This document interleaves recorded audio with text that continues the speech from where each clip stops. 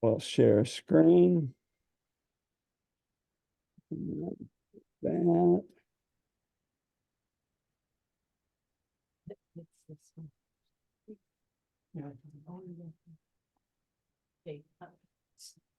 And I hope, yes, connect. Hello, everybody. As we've announced, Ramsay is going to bring us up to date on Piketty's book on capital in the 21st century. As I mentioned, we had a big group of people, 12 that were Ramsay's disciples, as Irene quipped. And we went through the book over 7 weeks, and Ramsay gave that talk that I sent around the link. The Where's the Money is the name of the site. And so Ramsay's going to give us an update. So away we go. And I think I'll try to make this so that the speaker, I'm going to leave Ramsay's face on to make it more personal. And if it gets too disturbing, why we can. It's disturbing to me, my God. Are we going? Yeah, here we go. We're going. A couple of early warnings. One, I've got a little bit of a cold and start to cough, so I won't die. I'll come back later. And two, I've noticed that some of the graphics, when we go from one computer to another, get changed. They get messed up. So some of these graphics here on John's computer may not look the same as what I had. The goal here, we were. I was going around my old computer and found a little blurb that John and I had sent out to one of the presentations we made. And I said, look at this, John. This is really clever. This explains Piketty had it exactly right 10 years ago. Maybe we should redo Piketty again. So the goal, someone's coming in, John. No, I don't know. No, I think we're okay. All right. I'm dependent on John and Iko totally for technology here. So in truth, there's no intention to update Piketty too much today. If we really zip through, we will get to some of that. The goal, frankly, is to do exactly what he hoped would happen when he published this book. How about some discussion? So if when you have questions or disagreements or whatever, raise your hand and scream and yell, and we'll stop and have some discussion. He was hoping the discussion would happen. I guess it is starting to happen, but it's going exactly in the wrong direction. It's not going left, it's going right. So that's got to be explained somehow. So we'll get started. I hope we'll get started. Yes, and someone is trying to come in. I'm trying to switch. Hold on. Oh, okay. So this is from our reading of the book, this is what we took away. And Piketty would sort of say, yeah, that's pretty much what I had in mind. He wanted to raise the issue that the global economic growth is going to slow dramatically in the second half of this century.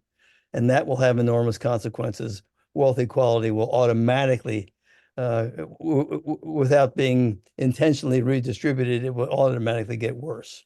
Second point, when that wealth distribution gets so out of whack, there's social tension always. It starts sort of chaotically, eventually gets organized, as we're seeing in Europe now and other places. But democracies have the power to do something about that if they get their act together. And the third point to say, look, democracies have to have this discussion, and they got to get away from the old Cold War vocabulary of communism versus capitalism. That wasn't very useful anyway, and it sure isn't useful now. But democracies may fail at this. It's hard to come to consensus in a democracy. If that's the case, then the authoritarians have a leg up. And here's a quote from him at the end of the book saying, it really was sort of a waste of time between 1917 and 1989 to have this discussion based on communism versus capitalism. It sort of retarded rather than stimulated good research. And we ought to be over that by now. So can we be over that by now? Yes and no. And he, again, at the end of the book, he says, look, we've all got to recognize in democracies, it's one thing to go out and vote, but that's not enough. You got to reinvent the institutions as time changes. It's happened before. It will have to happen again. So let's get on with it and not go back to the good old days. And he is, in his book, is quite insistent on the U.S. has got to have to lead. The U.S. led in the Gilded Age for the progressive era, led for sure after World War II, made it possible for Europe to even try the EU because the U.S. provided so much background that was useful. And he will argue that today it's only the United States, maybe with China, that really has the potential to reverse some of this stuff. And of course, we read that and say, don't count on us anymore. But you want to revise things, Piketty, or is China now in charge? And he gives examples of, here's stuff the U.S. did after World War II that was the benefit to all of us paying attention here because we lived through all of it. High progressive taxation, Full Employment Act, real strict regulation of high finance. That's all. Most of that's disappeared. Internationally, the currency stability. We'll talk about that as we go through here. But most of that has all sort of gone by the wayside. It's time to reinvent some things. He does throw out this challenge, which is perhaps the most important part of the book for some of our points of view. That is, building a more egalitarian society in the 21st century is going to be a whole hell of a lot harder than in the 20th century. Because economic growth is inevitably going to slow, and he can't just say that. He spends 500 pages sort of explaining this is why I'm convinced that economic growth will slow. So this is and why for these reasons and many others, but these key reasons that the kind of economic growth that we lived through when we were young between 1950 and 1990 had never been seen again on the earth. Probably will never be seen again. It was an extraordinary piece of luck, and it's almost certainly over. When you have slow economic growth, number two, he argues it's not likely with slow economic growth that nations, us or anybody else, is going to go back to the high income tax rates and high corporate tax rates because there's just not enough money to tax people heavily and also let those people have a decent life. He's heading toward the idea that there's got to be other forms of taxation other than those two. And of course, he's going to talk about wealth taxation. And he says we got to have this discussion. And he further says, for any tax on wealth, the regulatory structures have got to be global because rich people hide their money and they hide it very effectively. And this is hardly impossible to do, but there's got to be global cooperation to do so. And then fourthly, that we're all aware of this, that the environment that the Western world, Chinese, everybody benefited from in 1720, when it's sort of a mini ice age that had been going on for 100 years, sort of disappeared and weather got really nice for a while, and lasted through 1975. That's pretty much been shattered, the global economic equilibrium that's been benevolent. And there's going to be a lot of money spent to repair that. And he says these are all daunting tasks. So get started with doing this. And of course, we're not, what we've witnessed is the opposite of that. Let's go back to something beforehand instead of moving forward. Here's a more on this, his idea that it's unlikely that Western societies or anybody else can go back to the 1945 to 1970 levels of income tax and even corporate tax. So just won't be enough money to continue to have economic growth if you tax the hell out of entrepreneurs and so forth, and at the same time have high taxation. And he to the credit of many people who were somewhat conservative, said, look, the people that complain about inefficiency in the public sector are right. There are some serious inefficiencies, and they have not been addressed well yet either. So that's got to be done. So there's that's sort of a recapitulation of what he was trying to get across from our point of view, or at least the stuff we took home after 7 weeks of reading. To review, if you looked at those the YouTube videos, this will be new to you. Even so, it's always something to look. We started our presentation with something that Piketty didn't do. A couple of researchers from Harvard and Duke did this. They found more than 5,000 participants. They asked these 3 questions. What do you think an ideal distribution of wealth in the US would be? And that was sort of the answer. And you can and what they discovered, to their amazement, was there were more or less consistent answers across the political spectrum: left, right, male, female, rich, poor. There really wasn't an enormous amount of differentiation between the answers that people gave, and they were very optimistic about it. They said, "Well, look, people tend to sense that the upper 20% must have done something to be in the upper 20%. They should have more than 20% of the wealth.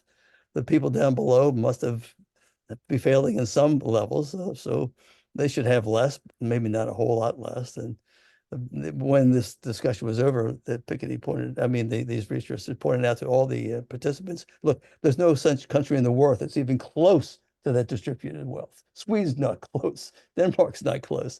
So you're talking about an ideal that you make up out of your head, which is doesn't exist in the world. And then the second question was, what do you think it is in the US? And the average American understood pretty well that the distribution of wealth was far removed from what they considered an ideal. And that's the answers that sort of came up. You can see there's not a whole lot of wealth in the bottom 40%. Well, heck, the bottom 60%. And then these researchers revealed what it really was back in when they did this research back in 2012. And of course, you do could have shake, and it's worse now. And I've got an update much later in this presentation, but it's worse now, which is no surprise. I mean, that's what it was in 2012, or I guess they did this research in earlier than that, 2008 or whatever. The top 20% has got a huge percentage, but by the time you get to the top 40%, which surely includes everyone here, probably the top 20%, there's not much left for anybody else. And so then Piketty goes on to tell his own personal story to some degree. He reminds us that in the early 19th century, middle 19th century, Marx and Ricardo and Malthus were talking about really catastrophic social revolution and this and that, and massive violence, which actually did come to fruition a little bit later. Yeah. But they were, and he says, yeah, but he will say, Marx himself said, look, an awful lot of those predictions of what was going to happen that these guys got turned out to be somewhat wrong. But should I shut up? Or, yeah, no. But their general notion that there was going to be hell to pay for this gross inequality turned out to be sort of right. And You just let me know. Okay, yeah, John and I toggling back and forth because people come in and I don't know. And Piketty then went to say, well, contrast those catastrophic, apocalyptic predictions of what's going to happen with capitalism with what Simon Kuznets, a rather famous, very famous economist in the United States in his era, predicted, which was rather rosy. Though things are getting better, the social harmony, the wealth inequality is going down. And Piketty said, well, let's have a look at which of these two seem to be the more prescient predictions for what's going to happen in the rest of the 21st century. And here, John's going to help me out here in a minute. Be patient, everybody. This is my incompetence. He said, okay, let's contrast Marx with this Simon Kuznets. Notice where Simon Kuznets was born. We've heard of that place. He was born in the Ukraine and immigrated to the United States, and his whole career in the United States. And what Kuznets developed and won a Nobel Prize for was the famous Kuznets curve. And here's a picture of the Kuznets curve down below. He said, what Marx and those guys were saying turned out to be more or less true. Early stages of capitalism, especially industrial capitalism, inequality does get worse. Inequality grows. But he said, by the research I've done, the data I've gathered, Kuznets said, it looks like a tipping point is eventually reached and the inequality starts to come down. And I've got the data to prove that here in the 1960s. And so it looks like this is the way things go in an industrial economy, which gets sophisticated. And he said, what I think is going on here is that the more developed economies end up with uh, higher higher technology. The industry is producing more per capita, and the workers get paid better, and so it seems to be a good thing. And Piketty, French student, he earned his PhD by 22 years old. He says I was hired by a university near Boston, which is cheeky. Turns out it was MIT. And he went to these people that hired him and said, "Well, okay, so what it's now the 21st century. What about the follow-up on Kuznets's research?" And they looked at him and said, "We haven't done any of that. We do mathematical formulas, algorithms now." And he said, I was sort of disgusted by that, went back to Paris and said, "Well, I'll do the research then." And he did the research, and he's got graph after graph after graph in his book. This is half of a graph of his. He's got a lot of information on a lot of data from France because, one, he's in France, of course, but the French were superb at maintaining financial records, especially after the French Revolution, because that's what much of the revolution was all about. He said, look, just what Kuznets said, what he said turns out in his lifetime, or at least his working lifetime, to be true. There's the inequality dropping dramatically from 1910 to 1950. So don't blame Kuznets.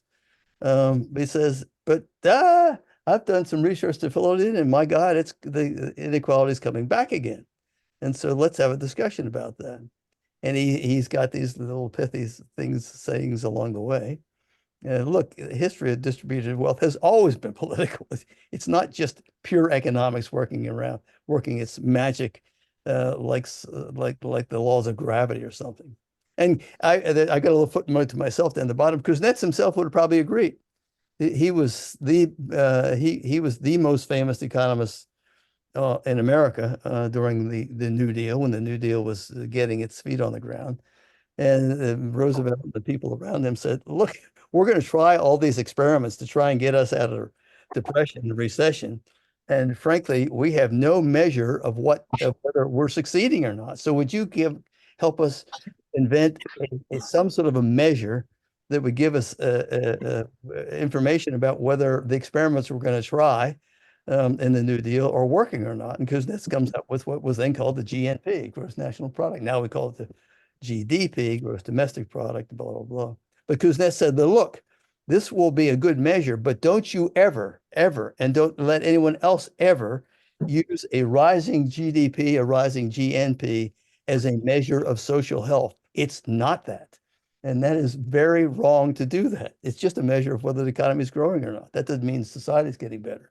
Of course, his warning was completely unhinged, and people say, oh, the GDP is growing, so Biden was right. Biden's economy is doing better, and so everyone should be happy, shouldn't they? Well, apparently not. So he uses this measure. It's an interesting measure of inequality. The ratio that he focuses on in his research is the wealth in a single year, the amount of wealth that comes from simply reinvesting your capital. It's not wealth that you gained from your income and saved. It's wealth from reinvestment of your capital in your portfolio versus the wealth that will come from income because you didn't need all of your income to just stay alive. You could save some of it. And he says, when that ratio is very high, then there's wealth inequality is growing. On the other hand, when you have a fast-growing economy, well, I said that wrong. In a slow-growing economy, you're just simply not going to get a whole lot more wealth from the income in a human being's lifetime. But in a fast-growing economy, that ratio declines, and you get a reduction in the inequality in a society, and that makes sense. So here's an attempt to say that makes sense. Scream and yell if this doesn't make sense. In a slow-growing economy, those that have wealth are going to tend to invest not a whole lot of money in producing more innovations because the economy is just growing so slow, and whatever innovation they have, people aren't going to buy anyway. So why invest in technology that's not going to go anywhere? And they're not going to produce more jobs. Jobs could produce better wages, and so you don't have a lot of money, a lot of profit reinvested in slow growing economies.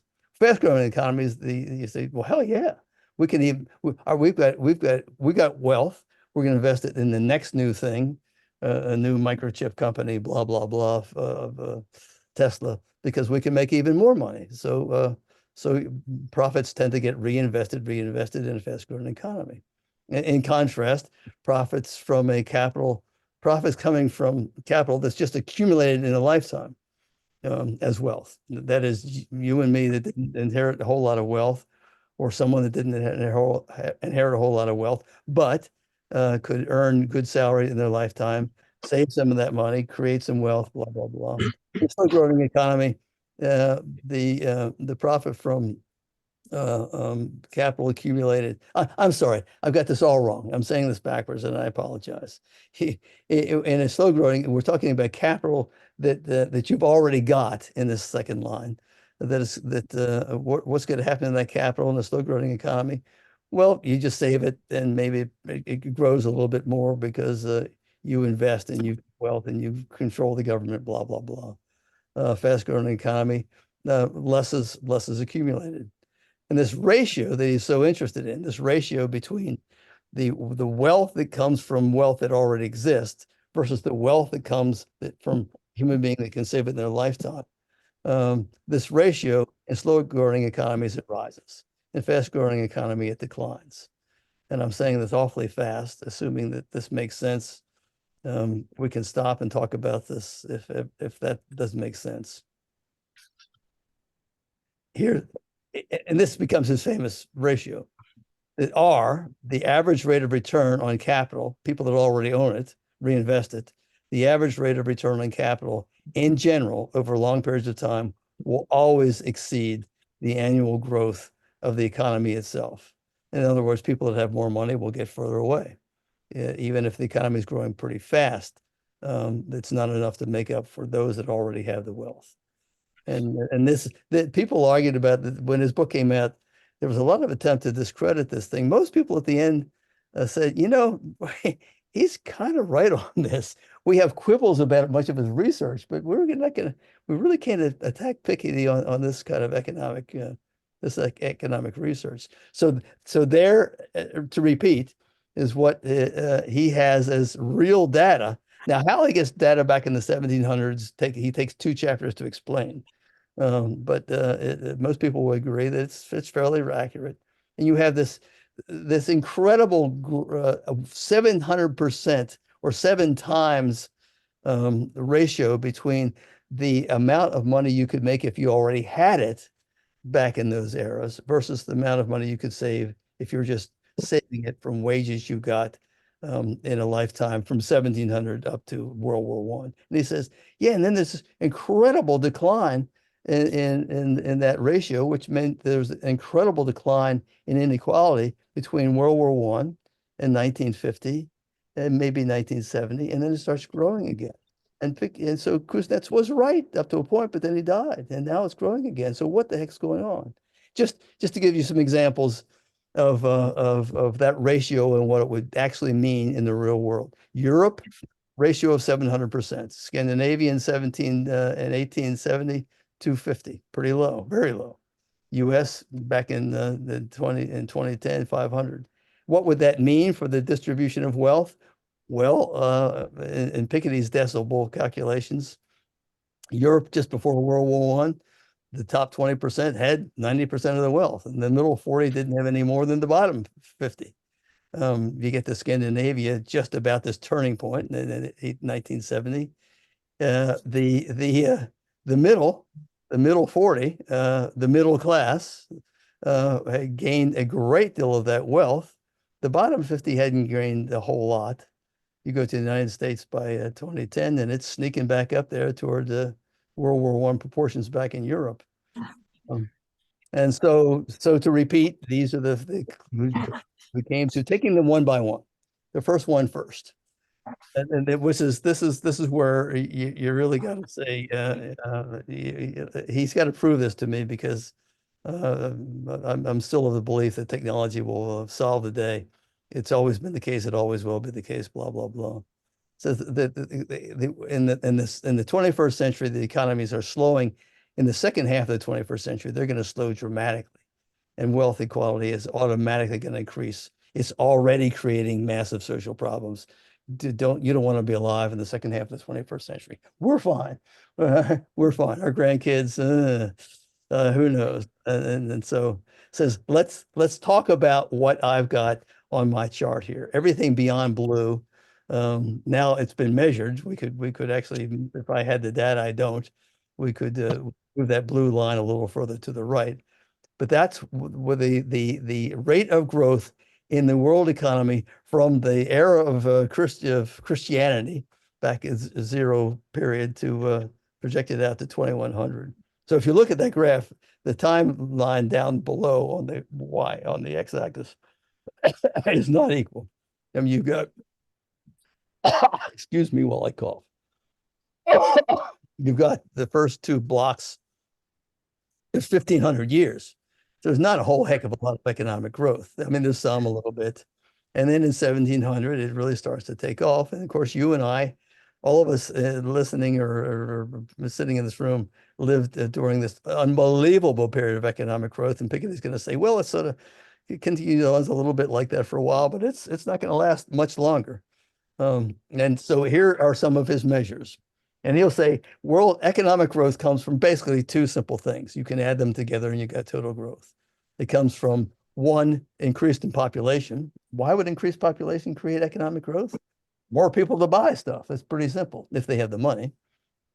And of course, there's technology, which makes the labor more efficient. You can produce more wealth per hour of labor if you have better machines. He said, look there in 1700 to 1820, just before the Industrial Revolution, more or less. Not a lot of total economic growth on average for those 120 years. Most of it came from population growth, which was increasing a lot because the weather had gotten better, better food. In fact, this is the period of time where China becomes overpopulated. But those people need to buy stuff, so you get more economic opportunity to sell stuff if you've got more people to buy it. Not much came from technology. But then the Industrial Revolution happens, and the world economic growth triples, which is astonishing. And more of it comes from technology, all this Industrial Revolution. Population growth is still increasing more, but that's really impressive economic growth from anything from 2,000 years past. And then you got to the period where we lived and were born and lived our lives, which is the 100 years from the beginning of World War I to when Piketty was writing his book. 3%, pretty much even divided between population growth and more technology. And if you, but he says, yeah, if on not just mine, many other people's predictions, it slows down the next 100 and so years. And you go to the last 50 years and it's back to earlier times. And very little of it comes from population growth. Technology continues. So, and just to rub it in our faces, our youth, our adolescents are buying homes, are raising kids. He says that 4% year after year after year on average of economic growth during our lifetimes, says that is almost certain never to happen again in human memory, and certainly not in the next 100 years, maybe not ever. It was an extraordinary moment in human history, and we have to acknowledge that if we're going to help plan the future. For those of you that worked your way through this, so there we go. Economic population growth, 1950 to 1900, year after year after year for 40 years. And we lived through this. We all talked about population. There was going to be too many people on Earth, too many people on Earth. There probably is too many already, but it's slowing. This has been really well acknowledged by all sorts of demographers for some period of time. I don't think it has filtered down into the common man's understanding that population growth is slowing quite dramatically. We still talk about too many people because there probably are too many people, but it's slowing dramatically. Slowing population growth, there's less possibility of economic growth because there's less there's less growth in the number of extra people to buy. And so once again, there's his prediction. The prediction of of population growth for the rest of the 21st century, sort of middle predictions from everything that comes into the UN. And so far, it has played out better than predicted. In other words, the population decline, the growth in population. Be careful looking at that graph, by the way. It is not a graph showing population declining. It is a graph showing the growth in population declining. It's not that the world is going back to 2 billion people by the end of the 21st century, but this growth in population is declining dramatically. And predictions here are, that the world at most will grow 0.2% in the second half of the century. And all of it comes from Africa. I mean, in Europe and Asia, there's declining population. It's already there in much of the world. And the Americas, including this is South America and Central America, not just us, it'll just sort of hold in zero. So Africa saves the planet as far as people that want to buy stuff because they're alive and need to consume, but they can't buy it if they don't have wealth, and so forth and so forth. So that's population declining dramatically. Of course, there'll be there's always a set of people. I may have believed it once myself. I no longer do. We'll say, well, but machines will save us. We'll have better and better machines, and pretty soon one person can produce all the wealth in the world, and so we'll have incredible productivity. You say, yeah, well, that's the only person who gets paid.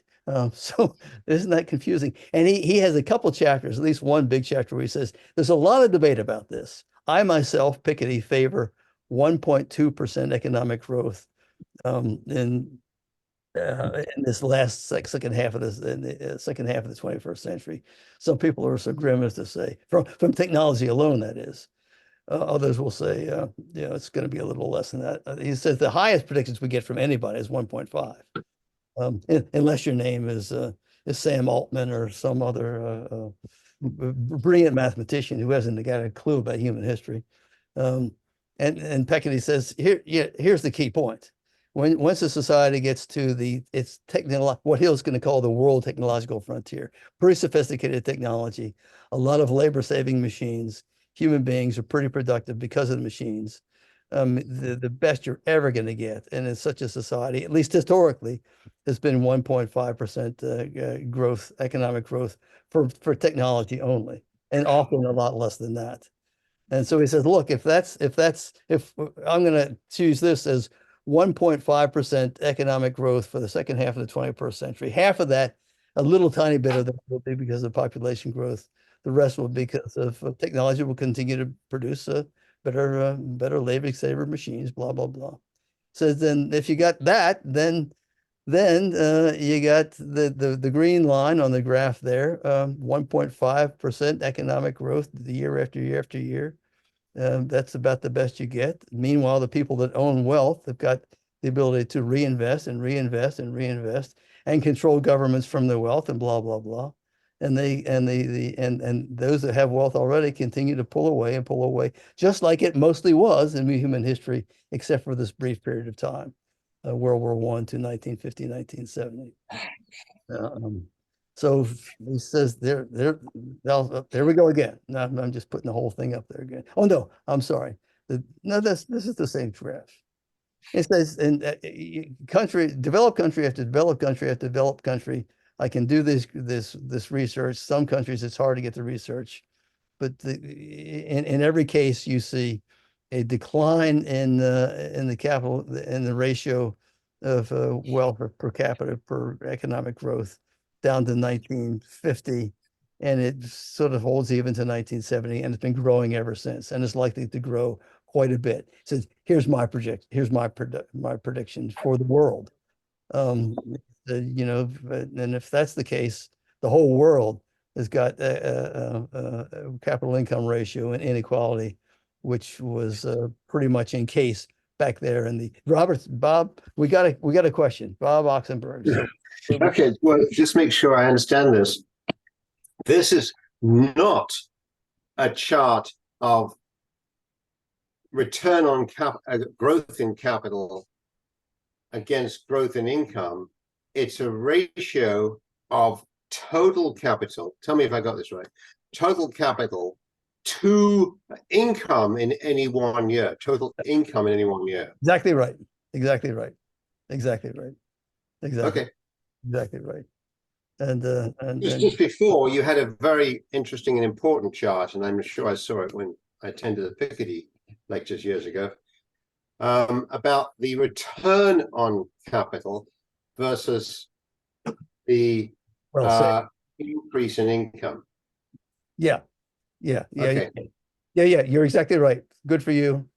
And if that's if that's the importance of this is that Piketty says I've done the research. This is the best measure I've come up with for getting some sense of what's going on in any society at any period of time, as far as And the result of return on capital, say 5%, being 3 times roughly increase in income per capita. exactly right. Is that world capital, total capital, will just continue to grow in ratio to income. That's his argument. And he says, and this is going to cause something which we're about to learn. Okay. Well, yeah, exactly. And he says, yeah, it's not like this is the first time it's ever happened. It's the way it always was until this moment happened. This interesting moment between World War I and 1970. And that's so the second point, democracies, their interventions are available. You can have a situation where capital is going to have a return of 5% year after year after year. Meanwhile, the GDP, GNP, or that is your income, is not going to grow anywhere near close to that. But that doesn't mean that wealth has to automatically become become greater inequality grows and wealth gets further and further accumulated by only the wealthy. I mean, there's plenty of interventions necessary, possible. We've seen them before. It says, let's just take the United States as a perfect example. There's the progressive era, Teddy Roosevelt and Taft and even Wilson, and the New Deal and LBJ's Great Society and so forth. And he says, this has happened lots of times in the last 100 years. There's plenty of interventions the governments can do. Just to review the progressive era, in case that's lost history, because the last time you got it was in the 11th grade in high school. It's not just that Teddy Roosevelt came in and busted many trusts. He actually didn't bust many trusts. He mostly controlled them. He got them to agree with him and accept regulation. He was more as the previous cartoon way over on the right suggests. You bust up the bad trust, and most of the good trusts cooperate with your government regulation. Worker relief, the 16th Amendment. We all know the 16th Amendment, right? Very, very important. What's the 16th Amendment? The income tax is no longer unconstitutional, as it was up to 1960. It is now constitutional.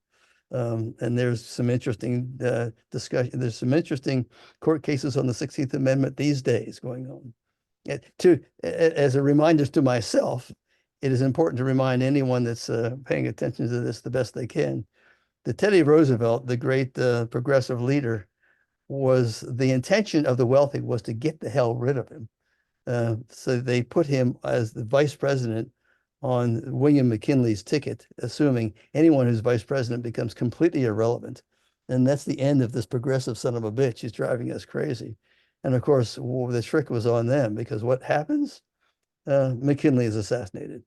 And Roosevelt, much to the great chagrin of the very wealthy, of the Gilded Age, now has to put up with Roosevelt. At any rate, he gets it done. But lots of other stuff got done in the progressive era as well. Politics were reinvented in many ways. This is the first time you really have professional city managers in states and cities. And whether these are good anymore, these the innovation of initiatives and recall and secret ballots. Maybe they're abused these days, not the secret ballot, but these come about. And you got the 17th Amendment as well. What's the 17th Amendment? direct election of senators. This all came late. This, as opposed to senators being appointed, as they had printed up to that time by state legislatures. And after that, political parties said we should do the same. Instead of having smoke-filled rooms selecting our presidential candidates, we should let the people decide who the presidential candidate is. Democratic parties have a little trouble with that one right now. Well, both the 16th and the 17th, it makes it more vulnerable to a populist takeover. The problem with these, as our forefathers knew, was once you do this, then the unwashed public out there can be hoodwinked by a bunch of idiots. And now you can control democracy just by selling snake oil. They were not stupid in what they said back there in 1789. And there was lots of social progressive reforms. You know, the 18th Amendment, we can make fun of it. What was the 18th Amendment? Prohibition. But if you read the history of the time, it had a fantastically healthy effect on American society. There was way too much alcohol and way too much wife beating and way too much abandoning of kids. And it got a whole hell of a lot better for a while. And yes, of course, there was rum running and all the stuff. And the 20th Amendment will get rid of that 18th Amendment. And the 19th Amendment, women get to vote. But now, this time period, we get a 2-day weekend. We're overdue for a 3-day weekend. High school graduation way up. So a lot of really good stuff happened back there. And Piketty would say, you know, we got to go forward, not backwards. We need some new stuff. What else in this same time period? After World War II, we got the Bretton Woods Agreement, and where you had and this war's not even over, and people are meeting in a resort. And oops, did we lose? Are we okay here, John, or not? I think we're okay. Oh, okay. What's this though? Okay. Well, if everyone, are we okay out there in the viewer land? We don't have to see the screen here. Jan, can you? Yes, I can see it. You can see it. Perfect. Okay, fine. We're fine. We'll forget the screen. You had people that knew that the World War I was eventually going to end. We're okay. By the time the Battle of Stalingrad was over, everyone knew that Hitler was going to be beaten by the Russians. We kind of came in a little bit at the end and helped. Japan was going to be defeated. So what's going to be the arrangements after World War II? And the Bretton Woods agreements produced some really healthy stability up until the 70s. And after the 70s, it's been falling apart. Hold on here. We're trying to get this studio audience back on the screen. But we really can't. Why don't you guys come and just look over the Ramsay shoulder? I disconnected and then connected. Okay, I can't move forward. I think you're okay. I can't go forward. Oh, hold on. We're got a technical glitch. John will solve it. There we go. As an example, there were many things that came out of Bretton Woods, but not necessarily the most important, but really quite important, was that there would be stable currency throughout the planet for as long as the U.S. would do its job. That all the world currencies were going to be connected to the U.S. dollar, and the U.S. government would take full responsibility for making sure that the value of the dollar didn't become excessively inflated. So the U.S. was going to say, we will keep in Fort Knox enough gold so that anyone out there in the rest of the world who wants $35 for an ounce of gold, we'll do that. And meanwhile, we've got every other world currency, important world currency, connected to the dollar in various ratios. Those of you who went to Europe in 1955 or 1960 or 1967, like me, you remember these ratios. This is what we got for the dollar back there. And this was all arranged not by currency speculators. There were no currency speculators. This was done by governments saying, you know, it's time to rejigger these ratios because Japan's growing faster than Germany, or Germany's growing faster than Italy, and so we'll redo the ratios. But this was done by democratic elected representatives of people, not by currency speculators serving whoever could find it, by currency speculators. That's gone too. what else happened? The EU came about, and whatever criticism there is of the EU, my God, there hadn't been until Putin changed the history, a war in Europe for quite some time. In fact, you can have the Euro soccer championship, and people just sort of drink beer and go home after they lose. And again, goes Deng Xiaoping in 1978 said, you know, we're gonna become, China's gonna be fake capitalism, we're fake communism, we're both gonna be capitalists. We'll just call it communism. And so Piketty has this hope. He says, can we imagine? I would like to, a 21st century in which capitalism will be transcended, that is not done away with. He's all for entrepreneurs. He's all for innovation. He's all for those that are innovators making, getting their fair share of the wealth, more than the average idiots like us. But can the problems with capitalism be transcended in a more peaceful way? Or is it that we simply have to sit and wait for the next crisis, the next war, this time probably truly go global? And that's when, in his book, we were following along and say, good God, he's got it right, doesn't he? He said, look, I've got these graphs showing inequality dropping dramatically in the West from beginning of World War I to 1970. And it would be sweet if it all happened primarily because of the progressive era, the New Deal, Johnson's war on poverty, and so forth and so forth. That's not the main reason it happened. The main reason inequality, the gap between those that own capital and those that are just earning a wage got so much better during that time, was that so much capital was destroyed. So many rich people just simply lost a lot of their capital because of war.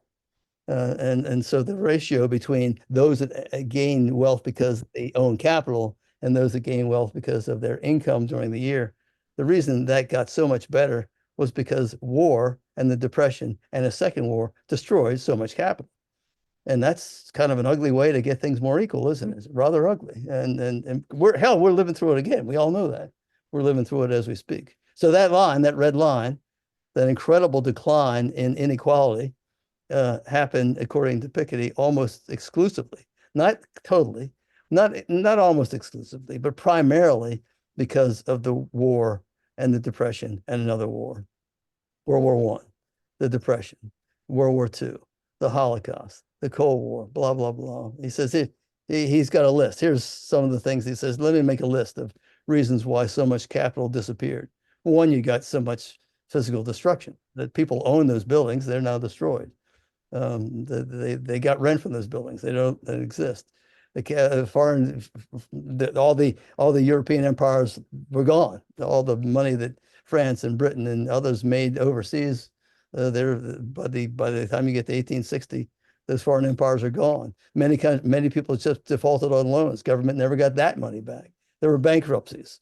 There was distrust of private firms. So lots of nationalization here and there around the world, especially in places like France and here. So the average citizen, even the wealthy, had some serious doubts now in their mind the stocks would hold their value.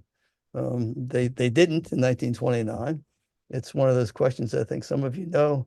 Those of you that don't, take a guess. The stocks lose, the U.S. stocks, British stocks over the developed world lose their value, lose a lot of value in 1929.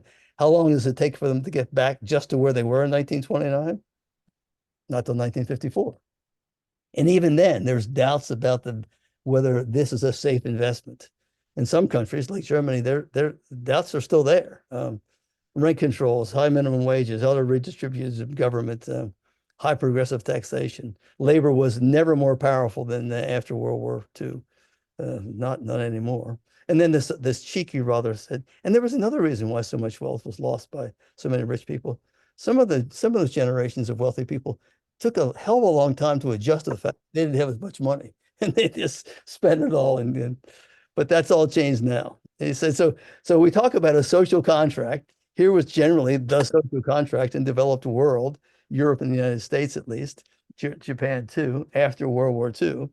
Citizens were willing to step. Okay, I was angry at. I sort of thought that Marx was maybe right after World War I, World War II. maybe not. I'm willing to accept private property as the legitimate function of government that is protecting it.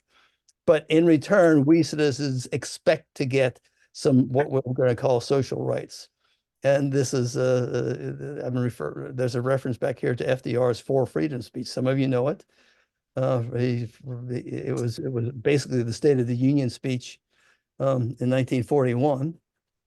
Rather famous in American history, world history, really. And Roosevelt and his advisors had worked on the speech quite vigorously. And Roosevelt listed four freedoms that the West was going to fight for. The first two are familiar. We're very familiar with those first two: freedom of speech, freedom of expression, freedom of worship. But they added freedom of want, by which he meant people had stuff, housing, food, freedom from fear, freedom from the fear that a war is going to come, that violence is going to disrupt your life.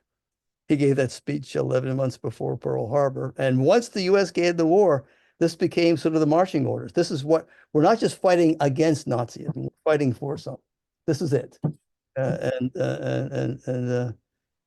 so he gave that speech. Some of you, if you haven't been to DC in the last 30 years, when you go next time, if you ever go, you'll say, "Oh my God, when did this happen?"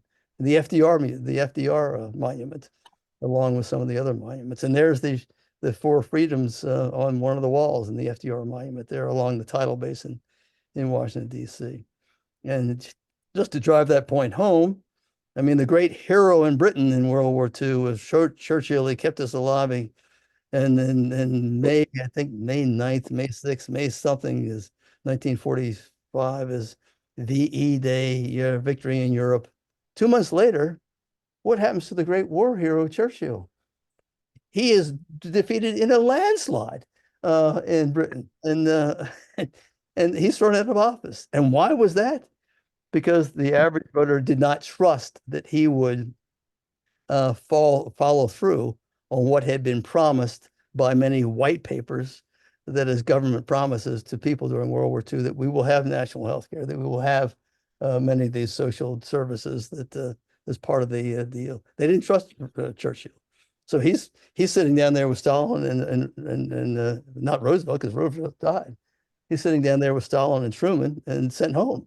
And Truman and Stalin's there left down in Potsdam to negotiate with Truman, who had no idea what the hell was going on, and Clement Attlee, who was a little more clear, but he just became prime minister. Whatever. So the tax revenues in rich companies from 1970 to 20. I can't see the graphic here anyway. It doesn't matter to whatever you see it. The tax incomes the governments have. This is now 1870. If we go back to, on the x-axis, 1890, 1910. Just when's the 16th Amendment passed? Anyone know? John might know. The 17th, 16th, 16th Amendment. Taft is now president. 1916. So we have income tax, but so he says, look, governments sort of floundered along there in the 19th century and up to World War I with tax rates of 8%, 10% of GDP. And then there's this enormous increase. Of course, there's enormous increase in the two wars. You've got to pay for the war, although much of that is done on borrowing. But they continued after the war, and you get the social. You get social governments that are going to create social programs, which will alleviate the wealth gap that grows because of the difference between making wealth because you own capital or making wealth because you just have an income. And he says, look, I'm going to call it the regalian state, as in the regalia that all the kings and queens have, their crowns and all that crap. The regalian state up to 1910, you can't do a whole lot with only a tax income base of 5 to 10% of national income. U.S. couldn't do it. Britain couldn't do it.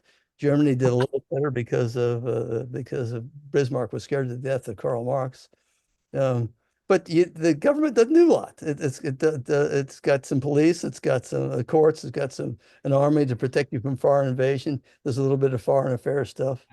Much of what the government does is not very good because either you hire your nephew, nepotism, or because pay is lousy for police, for example, which is exactly what you see in Guatemala and El Salvador and so forth. They just don't have much tax base because they don't have that much wealth. Public education is kind of crappy, if it exists at all. And the basic human right that's protected is private property. So then you get the social state. Societies that have 30 to 55%, that is us versus Sweden or Denmark, of their national wealth becomes national income. And you get a whole hell of a lot more as human beings in a society with that kind of government control of wealth. The regalia and the functions themselves become better because you're supposed to get a job in the government because you passed the test, you passed the interview. Sort of sounds like Confucianism. You pay is pretty good, and all this other stuff, healthcare, good public education, good public housing, better retirement, all of which is under attack now. But the great British healthcare system that people were so proud of is out of money. And then good luck to the Labor Party when they're elected, what, 2 days from now, of solving this, because they're going to have to raise taxes in a country which has got lower economic growth. And Piketty says, good luck. Social rights, because we still have not figured out the healthcare thing. And it's going to be harder to figure out now because we too, even though we got better economic growth than Europe, our economic growth is never going back to 4% or 3% as it was in our lifetime. These are these magical 30 years when we were young and listening to the Beatles or whomever else, and life was going to get better forever. The French call it the 30 glorious years. The economic wonder in Germany, more or less the same title in Japan. The American dream, the Four Tigers, Singapore, Hong Kong, South Korea, Taiwan. The colonies become free countries. Desalinization occurs. Nixon goes to China. All that happened in a period of time when there was 4% economic growth on average, year after year after year. What happens to a society when you don't get that kind of growth anymore? You have to have new. Before I go on with that thought, Piketty says, "Look, I call what emerged in that 30 years the patrimonial middle class. That you got the 10% that still got a lot of wealth, but the next 40%." From the middle of society got a whole lot of that wealth and enough wealth because of income that they could save money, inherit some wealth, pass it on to the kids. The bottom 50% hardly ever got any of that back in that time period. They were dependent on whatever social services would be paid for. He said that that's not going to happen again because of capital income tax. So here's I wish I were teaching AP US history again, because I would pose, where are we on time? We're getting near the end. We're 5 minutes. This is perfect to end on. Okay. And we'll see if we can have some angry debate with one another. I would present all this over a week or so forth. It would take half the class 8 times to figure out what those graphs really meant. And a few people would never get it because they were asleep. They say, okay, so that time period that your parents and I grew from infants to adulthood, which was the more important factor? Let's just have a debate of this. Was it primarily because the U.S. was a capitalistic democracy, or was it primarily because during that 40 years, the U.S. dominated the world economy in a period of time in which economic growth was the greatest it has ever been in human history and may never be again? Which was the more important factor? Both were important, but which was the more important factor? And boy, I had some pretty good students who would argue that there were only 8 or 9 that would get at it. Everyone else would sort of watch the debate. But it's an interesting question. I, of course, as you much suspect, would favor the second possibility, that it wasn't primarily because we were a democracy. It was primarily because just by pure luck, at that moment of time, when the economic growth went through the roof, we were sort of in charge of the world economy and benefited. By the time you get to the 70s, 75, of course, Japan and Europe are starting to catch up. I can remember, I will remember for the rest of my life, 1970, my buddies and mine we were going to drive to California and say, let's go to New York one more time before we drive to California. And our car got towed because we were parked half illegally, but we have to go. Why I'm telling this is that's all irrelevant. Just shut up, man, and get to the point. I was standing in line to get my car back with some pretty clever people. One woman had just said, you know, I just got back from Europe, and I've been to Europe many times, and this time I looked around and I said, you know what? This is 1970 now. Europe looks more modern than America. It certainly looks more modern than when I come back to New York. Have any of you experienced that recently? And I said, my God, I gotta lock that home in my mind because I haven't been back. I just got back from Europe, and no, I didn't notice that. But maybe I'm just an idiot. And and she was describing, of course, what was in fact happening. That Europe was catching up. That Japan was catching up. Taiwan was catching up. Now China's catching up. So anyone want to defend the fact that no, it was primarily because we're a democracy, and we're going to defend democracy and democracies. Now, I'm not saying democracy is irrelevant, but rather that probably was less important than the fact that we dominated the world economy. And next time, if anyone's willing to come back, we'll talk about the incredible benefit that the United States gets from the dollar being the world's greatest currency, the dollar being the dominant currency. It's not as dominant as it once was in 1945. It is now only half dominant. And every year, there are more and more skeptics out there in the world that are saying, instead of accumulating US capital, you know, when I buy something from China, they're as willing to take yen as they are as willing to take euros. I'm going to start accumulating more euros and more yen. Every year, the US share of what counts as an international currency, a currency which you can carry in your pocket around the world and buy pretty much whatever you want. Where, you know, some restaurant will take it, somebody that Kyrgyzstan will take it if for the visa, whatever. Every year we travel, we're not traveling this year. We're always told, have dollars in your pocket because you're going to need to buy stuff and have dollars. It's now down to about half. And every year it gets less and less. In other words, the faith in the dollar as the faith that you need, that the US government will do what's necessary to not cause the dollar to erode through inflation. And therefore, those of you that have dollars out there saving it because it's a safe investment, don't have to worry about the dollar. It's going to lose maybe 2% that year, but that's a whole lot better than any other currency. The faith that the US government is up to its task of maintaining the value of the dollar year after year is eroding. But the benefit we got out of that from 1945 to the present is just beyond belief. It's frankly unfair. The benefit that we got unearned. Now people will say, well, we won World War II, and the Russian will say, just a goddamn bloody blank mission. we played a significant role in World War II in Europe, not France, not Japan, blah blah blah. And the last time we asked for you to guarantee that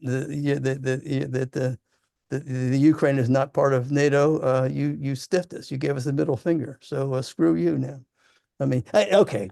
One more point to just see if you might entice you to come back next year. Something I read. Somebody said, you know, talk about unfair. The United States is 4.5% of the world's population. About half of those people will vote. Some can't vote because they're too young. So about 2% of the world's population in 3 months is going to decide who the US president is going to be. And who the US president is going to be has a whole hell of a lot more to do with what the average person around the world is going to have as the rest of the next 4 years in their life than voting in Indonesia for the Indonesian president or Guatemala for the Guatemalan president. And so that 2% of the world gets to decide who the next US president is going to be, who has so much influence in world politics. How fair is that? And of course, we all know it ain't fair. And so Piketty would say, yeah, so can we have a discussion about this? And what's to be done to avoid what caused the last great diminution of the people that are having so much. Or do we sit and just wait for the next global war, which many people are already experiencing. If you're in Sudan, you're already experiencing it. Enough, good God. Let's see if anyone is still awake, John. So for us, we don't have to balance our budget. You talked about Britain and the Labour government. They're going to have to raise taxes. No one wants to balance our cuts are, and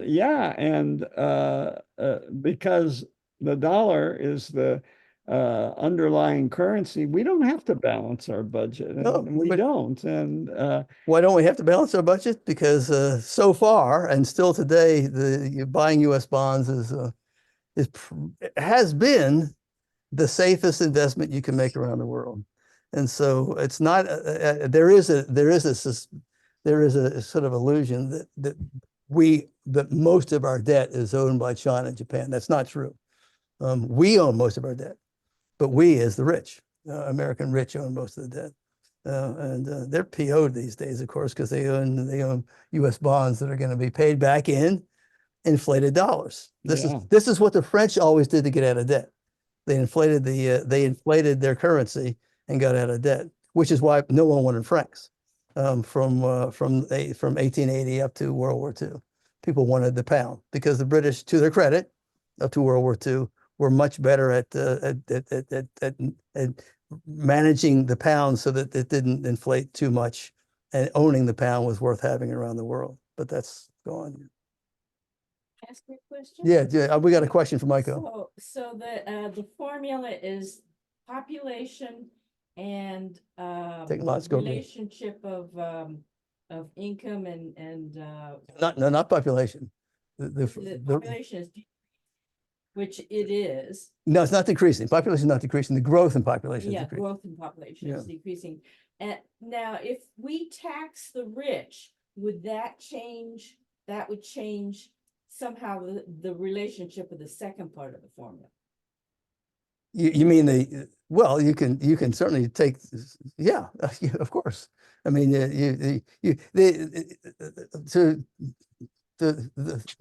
Denmark, the bottom 50% of Denmark has very little wealth, and their salaries are pretty good, but the cost of living in Denmark is high as hell. You need almost all that income just to stay even during the year in Denmark. You don't put away much money.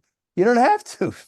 You got national health care. Yeah. You got planned in retirement. You got the schools are quite good. Even the public schools are good. You don't have to do what everyone in Kyrgyzstan had to do if you wanted your kids to be well educated. You say, I'm not going to send my kids to public schools. They're terrible. I will send my kids to private school. You got to have the wealth to pay for that. Same in Guatemala, same in Ethiopia, yada yada yada. But Icon's question is answered by that one graph that shows after taxes. So after taxes, G bumps up. We never got to it. There's a graph that we'll get to next time. Anyone that wants to show up that says, okay, here's that the capital, the ratio of the wealth gained by capital in a year versus the growth of the economy. That ratio that Piketty shows so well. It says, here it is before taxes, and here it is after taxes. And after taxes during the 1970s, actually, the amount of wealth that's going to the common citizen is more than is going to capital for a short period of time because of the taxation. But Piketty says, I don't see it happening. I don't see the average citizen, certainly not in democracies, being willing to accept a raise in income tax. And nor raising capital gains tax. So you're going to have to, what he says, you're going to have to tax wealth. So during the Gilded Age, they didn't tax the people. It was all the wars and the Depression. Yeah, I mean, the tax base in the United States before what was the main source of government revenue in the United States before the income tax? Anyone know the answer to this? Oh, It was Maybe tariffs. the tariffs were a big part. They became a big part, but the main source was the alcohol tax, which Alexander Makes sense to me. alcohol tax, which Alexander Hamilton and George Washington foisted on the Western, the Scotch Irish in Western Pennsylvania because they knew the Scotch Irish hated them anyway. So Whiskey Rebellion. Yeah, tax those sons of bitches. It'll do things. One, it's a source of income. It's a good source of income because Americans drink like crazy. And two, those idiots, Scotch Irish, will rebel, and we will have the opportunity to go out and put them down and show that this country will not tolerate the rebellion of the masses, like Shays' Rebellion. And so they got exactly their perfect wish. And so when the actual government, many people in the U.S. government in 1912, 1913, 1940 saying, look, you guys want an income tax, we're with you. But getting the average citizen to accept it, because you got to pass an amendment. 3/4 of the goddamn states have got to validate that. We can't. It won't happen. And the prohibitionists said, we'll help you out. How about if we form a coalition? That if you are willing to support the 18th Amendment, getting prohibition on alcohol, we prohibitionists, who are very well organized, will support the income tax. And that interesting deal between the two, and talk about a deal that can be made between the United States and China. Now, I'm not talking about tax, but people that are so opposed in many ways to one another as far as their interests go say, yeah, we can actually make a deal. We both get something out of what we want. And those prohibitionists went to town and their state governments and so forth, and said, we want this income tax amendment ratified. And then the government, to its credit, said, we'll support you with the prohibition. And so back to Piketty's point, democracies need to have discussion, real discussion, and discussion not based on let's go back to the past, and discussion not based on capitalism versus communism, which was never very useful anyway, but real discussion on tough stuff. And we can talk about that. So anyone that comes back next time, we'll get there. We'll get to that stuff. Okay. We'll have to sign out. So, by the way, if anyone knows who won the Austrian-Turkey soccer game, don't tell me. I don't know. So Wait a minute, before we sign off, I want to make sure there's no more questions. Bruce looks like he has one. Bruce got a question? no, actually, I'm trying to wave goodbye. So thank you very much. Yeah, very informative. So Take care. we're all pawns in the hands of kings. Yeah, we are. Does that still work? Go And on. we have our own king now. What's that? We have our own king.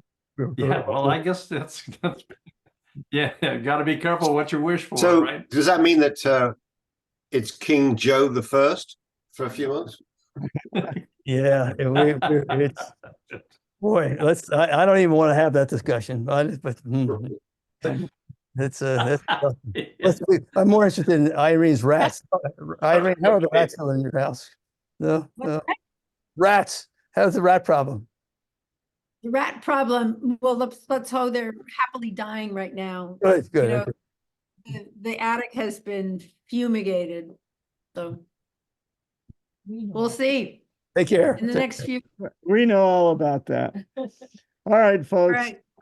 Thanks, Rand. You bet. Take care. Thank you. Thank you. Have we ever had a false prophet like Trump in the past? Oh, sure. I mean, Like, for example. Oh, yeah. what, Yeah. There's Rachel Maddow book I have on the shelf.